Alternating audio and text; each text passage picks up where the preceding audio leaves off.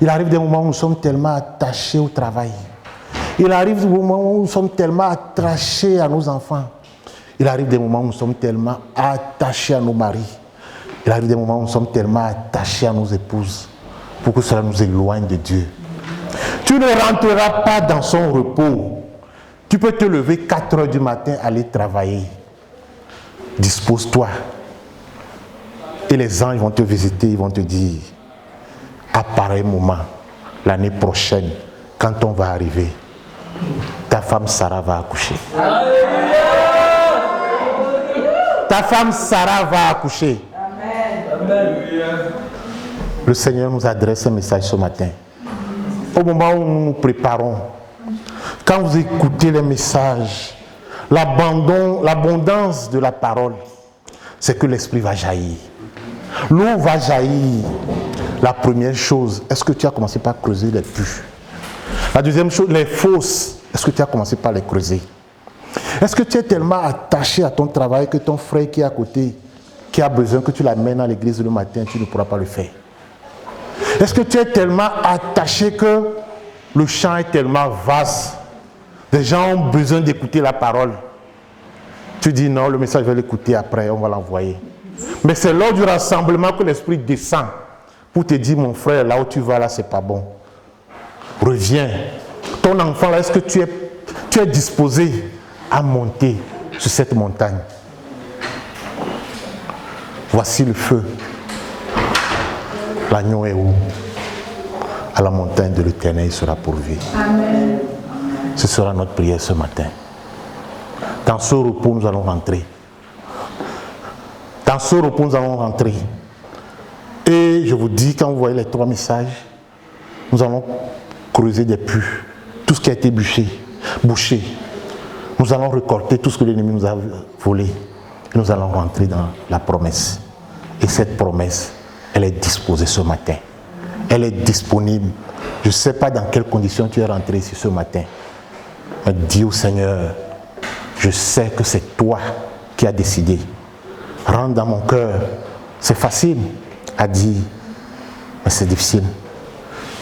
Moi, je voulais expérimenter. Je suis arrivé ici, je voulais réaliser. Jusqu'à un certain moment, tu te dis stop. Stop. Tu peux faire 5 à 10 travail. L'argent va rentrer. Mais dès que tu présentes, c'est comme la parole semée et que l'oiseau vient piquer. Je vous dis, le frère a livré un message puissant hier. Quand on parle de rassemblement, que ce soit vendredi soir, que ce soit dimanche matin, que ce soit samedi, dis à l'Éternel, je ne veux pas être en retard. Je veux rentrer, je veux être un ouvrier.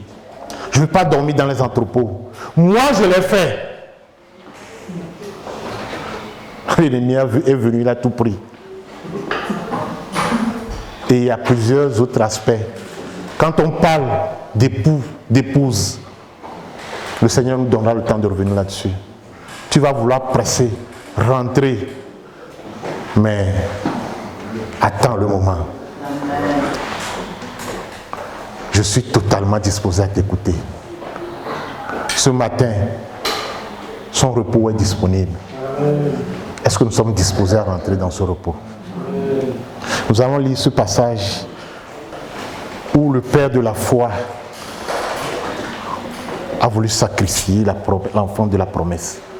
Parce que c'est des passages qui nous rappellent que ce soit un enfant, que ce soit le boulot, n'importe quoi que le Seigneur t'a donné, dis au Seigneur, je suis disposé. Si tu me le demandes, je vais te le donner. Genèse 22, on va lire tout le verset 1 à 18. Parce que c'est pour nous rappeler que le Père de la foi l'a fait. Il s'est disposé pour rentrer dans ce repos-là. Et la Bible nous déclare, le Seigneur l'a béni. Ne courons pas derrière les richesses. Le Seigneur va disposer. Si quelqu'un l'a trouvé pour le lire de verset 1 au verset 18. Après ces choses, Dieu mit Abraham à l'épreuve et lui dit, Abraham, et il répondit, me voici.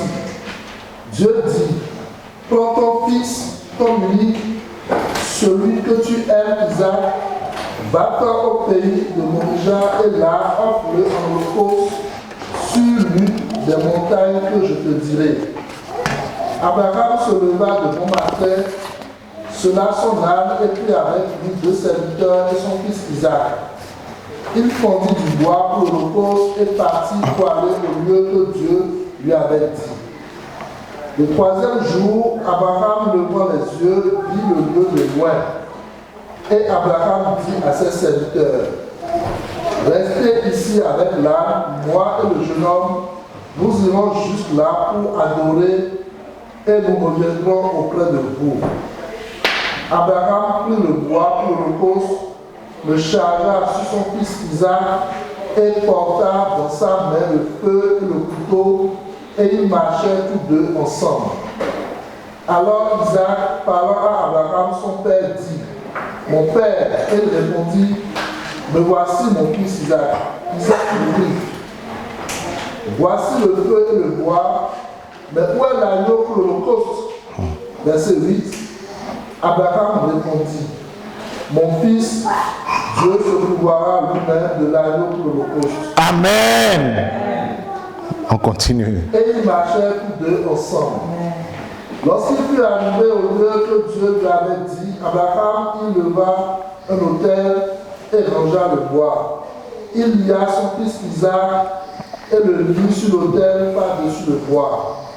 Puis Abraham étendit la main et prit le couteau pour égorger son fils. Alors l'ange de l'Éternel l'appela des cieux et dit, Abraham, Abraham. Et il répondit, me voici. L'ange dit, n'avance pas ta main sur l'enfant et ne lui fais rien, car je sais maintenant que tu crains Dieu et que tu ne m'as pas refusé ton fils, ton unique. Abraham leva les yeux et vit derrière lui un bélier retenu dans un buisson par les cornes, et Abraham alla prendre le bélier et l'offrit en holocauste à la place de son fils. Abraham donna à ce lieu le nom de Jéhovah Jireh. C'est pourquoi l'on dit aujourd'hui à la montagne de l'Éternel, il sera pourvu. Amen. Verset 15.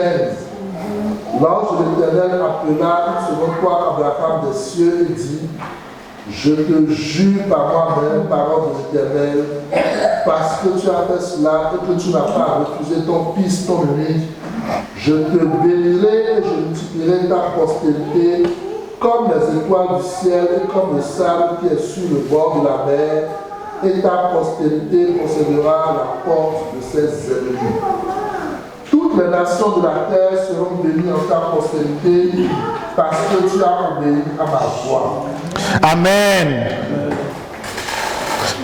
C'est puissant. Toutes les nations seront bénies.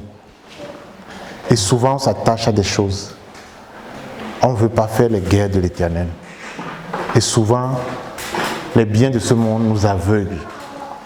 Et c'est ce qui fait qu'on commence par murmurer. Et quand partout il y a le murmure, l'Esprit de Dieu n'est plus là. On n'est plus disposé. On s'attache seulement à tout ce que nous avons, notre argent, notre famille. Ce matin, disons plutôt, Seigneur, je sais que tu pourvoiras. Quand je vais arriver, tu vas pourvoir. Parce que nous le savons qu'il y a un repos dans le Seigneur. C'est un peu avancé. Et ce repos, nous l'avons vu plusieurs fois.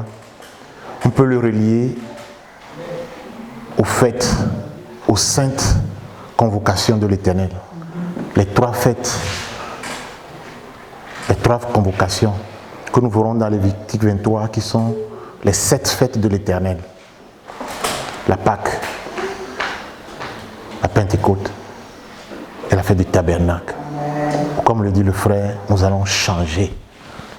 Amen. La Pâque, c'est là où on applique le sang. On devient chrétien. On dit, Seigneur, je reçois. Par ton sang, viens me purifier. Et on enlève les malices de nos vies. Le mensonge. Tout ce qui n'est pas digne de son nom. Et nous avons après la fête des prémices. Je te donne tout. Ce qui est Isaac là, je te l'offre. J'appartiens à toi. Amen. Mon argent en banque, tout ce qu'on dit que l'œuvre de l'Éternel, j'investis dans ça.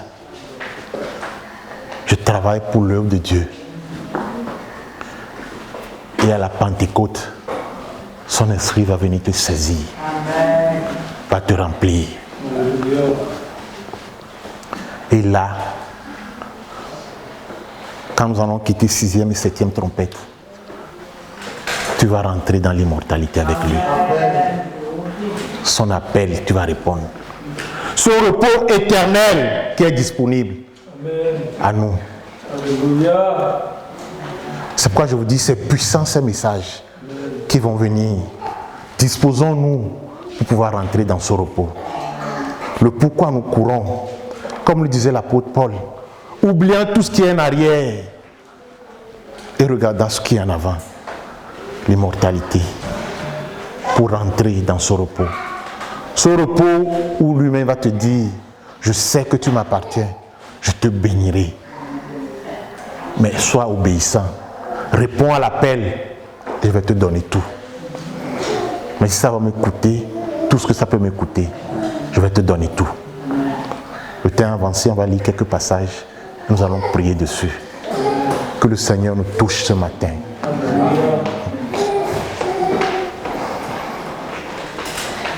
Nous allons prendre quelques passages seulement parce que les fêtes, peut-être les frères vont revenir dessus, sinon on l'a déjà vu plusieurs fois. Dans Exode 23, versets 14 à 17, et on va prendre Lévitique 23, 1 à 7. Parce que ce sont des 7 convocations. Et nous voyons que pour ces fêtes-là, le Seigneur demande que, avant de commencer, reposez-vous. Et à la fin, vous allez vous reposer. Alléluia. Je sais que le frère Memel, les frères, nous avons une chance inouïe d'avoir ces paroles, ces messages au milieu de nous. Remercions le Seigneur parce que c'est rare de trouver ces messages. Ils sont des messages édifiants.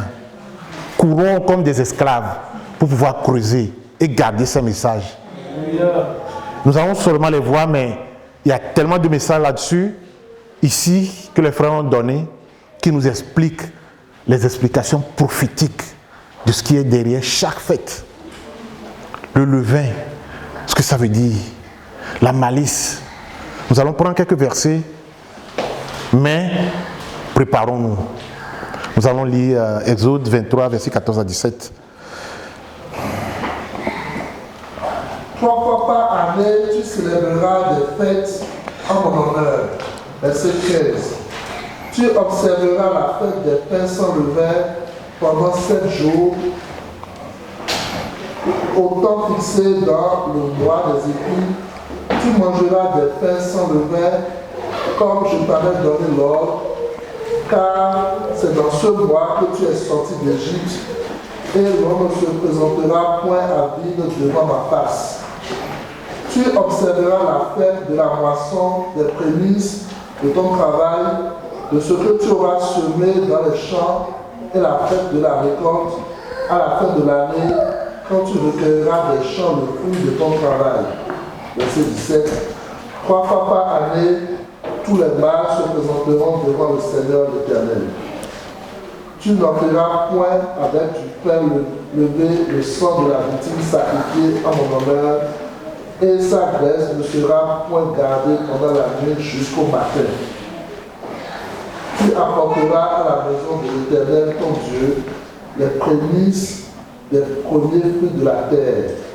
Tu ne feras point cuire un chevreau dans le lait de sa mère. Amen. Nous comprenons ces choses, ce que ça veut dire, des animaux sans défaut. Et nous allons voir les fêtes dans Lévitique 23, 1 à 7, pour nous rappeler un peu. Et comme je vous le dis, peut-être les frères vont revenir sur ces fêtes. Parce que c'est un processus, comme on le dit. Il faut rentrer dans le processus. Il faut rentrer dans le processus. Lévitique 23, 1 à 7.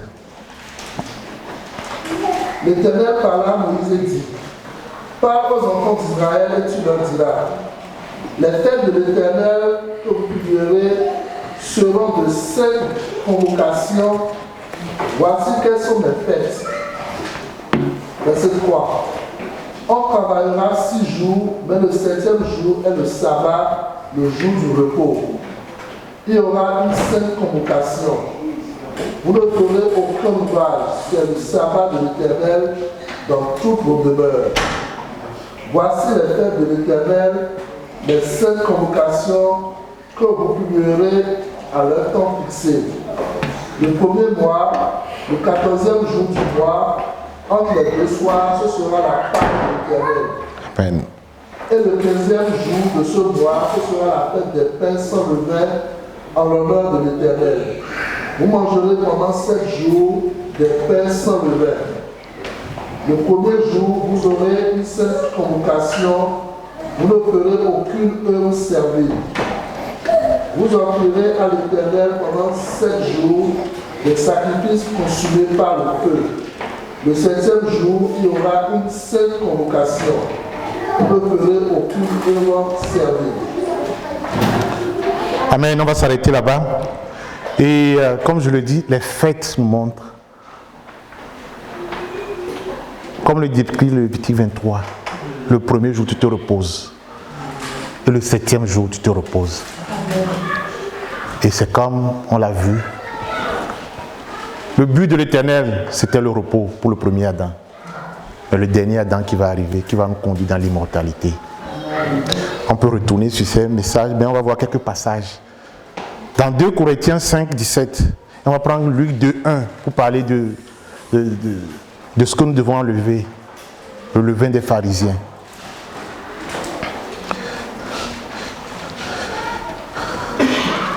« 2 Corinthiens 1, 17. 2 Corinthiens 5, 17. Et Luc 2, 1. Si quelqu'un est en Christ, il est une nouvelle créature. Les choses anciennes sont passées. Voici, toutes choses sont devenues nouvelles. Amen. C'est le début du processus. Toutes choses sont devenues nouvelles. Mais comme on l'a vu les 3 fêtes, il faut qu'on se débarrasse de certaines choses. Luc 2, 1. En ce temps-là, parut un édit de César Auguste. Luc 12, Luc 12. Oui, Luc 12, 1.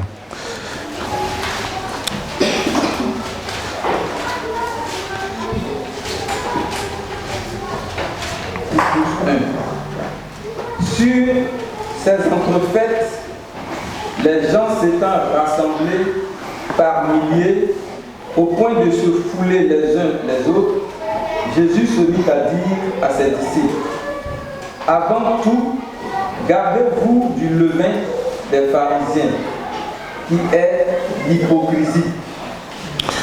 Il n'y a rien de caché qui ne doit être découvert, ni de secret qui ne doivent être connus. Amen. Parce qu'avec un peu de levain, toute la pâte, il faut qu'on soit dépouillé de tout. Dès qu'on devient, avec la nouvelle naissance, dès qu'on rentre dans ce processus.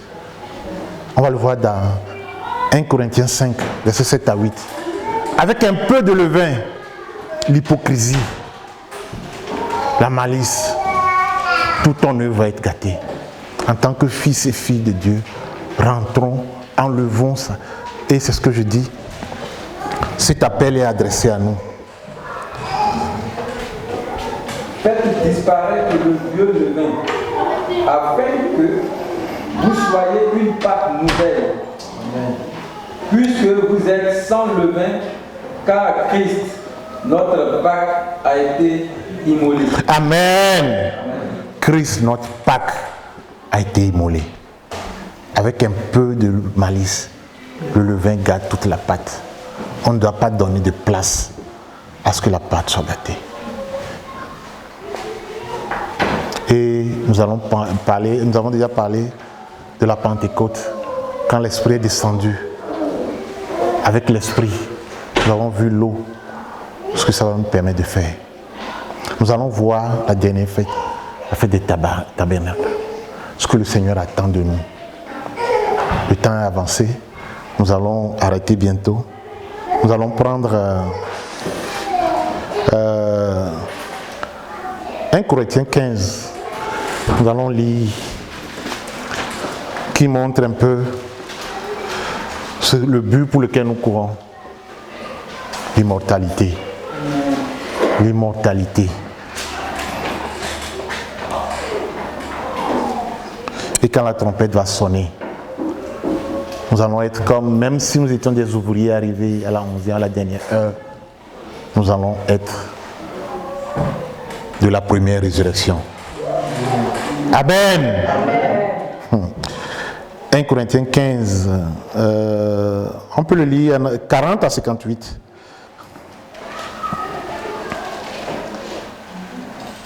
Il y a aussi des corps célestes et des corps terrestres. Mais autre est l'éclat des corps célestes, autre celui des corps terrestres. Amen. Autre est l'éclat du soleil, autre l'éclat de la lune, et autre l'éclat des étoiles. Même une étoile diffère en éclat d'une autre étoile. Verset 42. Ainsi en est-il de la résurrection des morts. Le corps est semé corruptible, il ressuscite incorruptible. Il est semé méprisable, il ressuscite glorieux. Il est semé infime, il ressuscite plein de force. Il est semé corps animal, il ressuscite corps spirituel. S'il y a un corps animal, il y a aussi un corps spirituel. C'est pourquoi il est écrit, le premier homme, Adam, devient une âme vivante, le dernier Adam est devenu un esprit vivifiant. Mais ce qui est spirituel n'est pas le premier, c'est ce qui est animal. Ce qui est spirituel vient ensuite. Le premier homme tiré de la terre est terrestre, le second homme est du ciel. Tel est le terrestre, tels sont aussi les terrestres, et tel est le céleste, tels sont aussi les célestes. Amen. Et de même que nous avons porté l'image du terrestre, nous porterons aussi l'image du céleste. Verset 50. Ce que je dis, frère, c'est que la chair et le sang ne peuvent hériter le royaume de Dieu et que la corruption n'hérite pas l'incorruptibilité. Amen. Voici, je vous dis un mystère. Nous ne mourrons pas tous, mais tous nous serons changés. En un instant, en un clin d'œil, à la dernière trompette, la trompette sonnera et les morts ressusciteront incorruptibles et nous serons changés. Car il faut que ce corps corruptible revête l'incorruptibilité et que ce corps mortel revête l'immortalité. Lorsque ce corps corruptible aura vêtu l'incorruptibilité et que ce corps mortel aura revêtu l'immortalité, alors s'accomplira la parole qui est écrite. La mort a été engloutie dans la victoire. Ô mort, où est ta victoire? Ô mort, où est ton aiguillon? L'aiguillon de la mort, c'est le péché, et la puissance du péché, c'est la loi. Mais grâce soit rendue à Dieu qui nous donne la victoire par notre Seigneur Jésus-Christ. Amen. Nous allons nous clôturer là-dessus ce matin. Et nous allons nous lever pour chanter. Mort, où est ta victoire? Mort, où est ton aiguillon? Parce que nous avons vaincu la mort. Dans Apocalypse 20, verset 6, il dit: heureux saints ceux qui ont part à la première résurrection. La seconde mort n'a point de pouvoir sur eux, mais ils seront sacrificateurs de Dieu et de Christ, et ils régneront avec lui pendant 1000 ans. Amen. Nous allons chanter et nous allons remercier le Seigneur. Amen. La mort, où est ton aiguillon?